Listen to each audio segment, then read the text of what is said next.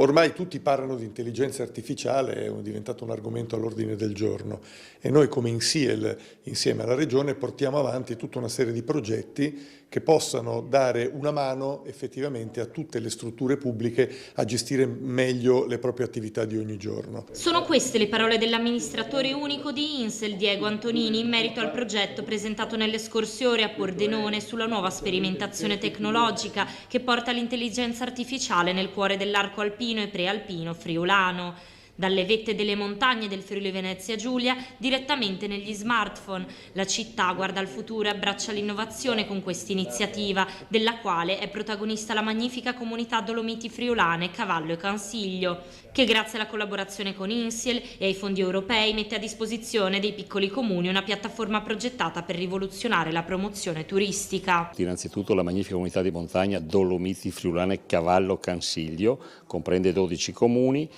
partendo da Caneva fino a Tramonti, 960 km quadrati, quindi un'estensione molto importante della montagna e della pedemontana pordenonese. Ringrazio innanzitutto INSIEL e ringrazio anche la nostra dipendente, la dottoressa Elisa Pessa, che hanno messo in piedi questo progetto. È uno strumento che è in grado di capire da un documento destrutturato, quindi documenti di qualunque tipo, di qualunque provenienza e fatti in qualunque modo, è in grado di capire il significato del documento e quindi aiutare anche l'operatore pubblico a presentare un riassunto oppure, nel caso di locandina, nel caso in esame di cui stiamo parlando, poter anche facilmente pubblicare su tutti i social il contenuto, l'essenza di questi documenti in maniera veloce e sicura.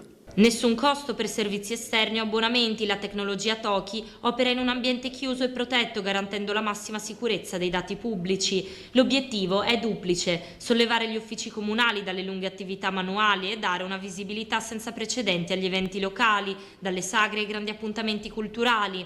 Il sistema, addestrato su oltre 100.000 dati sintetici progettati per coprire un'ampia varietà di scenari comunicativi, dimostra che l'intelligenza artificiale non è una minaccia, ma un alleato concreto per valorizzare le eccellenze del territorio. Uno dei temi fondamentali che affliggono in qualche modo tutte le comunità e le strutture regionali è quella della carenza di personale. L'intelligenza artificiale qui non sostituisce l'uomo, quindi privando la persona di un lavoro, ma in realtà copre un gap proprio di risorse che oggi queste strutture pubbliche non riescono in qualche modo a risolvere. Dobbiamo non aver paura delle innovazioni, ma dobbiamo saperle cogliere. Ci permetterà di farci conoscere meglio, di propagandare in modo serio tutti i nostri eventi con un'unica voce, che sarà quella della Magnifica, che vale per tutti i 12 comuni, che dovrebbe far sì di riuscire a portare ancora più gente sul nostro territorio.